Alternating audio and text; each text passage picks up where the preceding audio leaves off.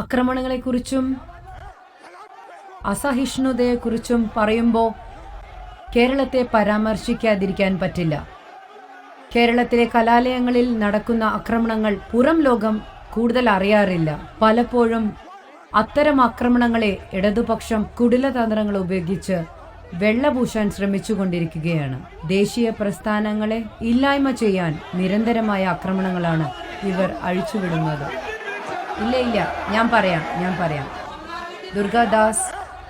Durgadas, PS Anu, Sujith, Kim Karunakaran, Bimbi, Murukanandan, Vishal, Sachin Gopal, കേരളത്തിലെ കലാലയങ്ങളിൽ ക്രൂരമായി കൊല്ലപ്പെട്ട വിദ്യാർത്ഥികളുടെ യുവാക്കളുടെ പേരുകളാണിത്.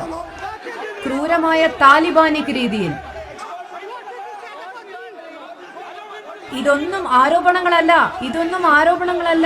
ജയകൃഷ്ണൻ മാസ്റ്ററെ കൊലപ്പെടുത്തിയ രീതി നോക്കിയാൽ മനസ്സിലാക്കാം എത്ര ക്രൂരവും പൈശാചികവുമായ തരത്തിലാണ് ഓരോ കൊലപാതകവും നടത്തിയിട്ടുള്ളതെന്ന്.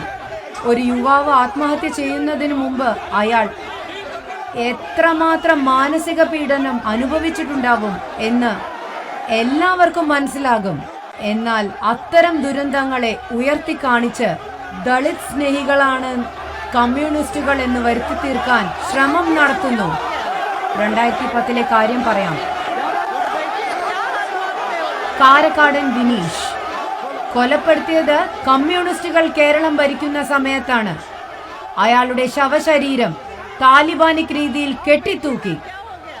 വിനീഷിന്റെ കുടുംബം ഇന്നും നീതി കിട്ടാതെ മനസ്സുരുകി കഴിയുന്നു. നിങ്ങൾ ദീപ മോഹൻദാസിനെ കുറിച്ച് കേട്ടിട്ടുണ്ടോ? ദീപ മോഹൻദാസ് PhD വിദ്യാർത്ഥി കമ്മ്യൂണിസ്റ്റ് ഗുണ്ടകളുടെ തുടർച്ചയായുള്ള മാനസിക പീഡനത്തിന് ഇരയാകേണ്ടി വന്നു. കോട്ടയത്തെ മാർക്സിസ്റ്റ് ഗുണ്ടകൾ മേഘ, കാലടി SFIയുടെ ആക്രമണത്തിൽ ഇവരുടെ കാഴ്ച നഷ്ടപ്പെട്ടു. ഞാനിവിടെ തുറന്നു കാട്ടുന്നത്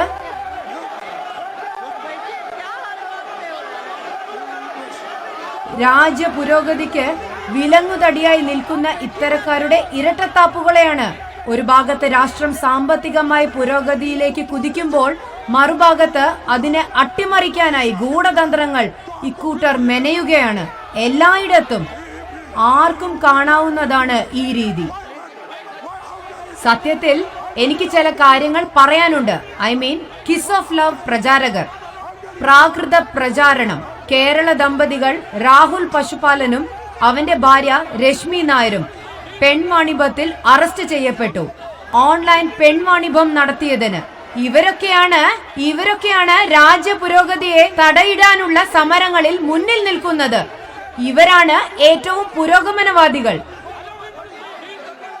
ഏറ്റവും പരിഹാസ്യമാണിത്. തീവ്ര ഇടതുപക്ഷവാദിയായ അരുന്ധതി റോയിയുടെ അമ്മ മേരി റോയ് നടത്തുന്ന പള്ളിക്കൂടം എന്ന സ്കൂളിലെ നിബന്ധനകൾ എന്തെന്നാൽ സ്കൂളിൽ ആൺകുട്ടിയും പെൺകുട്ടിയും തമ്മിൽ 1 മീറ്റർ അകലത്തിലേ നിൽക്കാൻ പാടുള്ളൂ.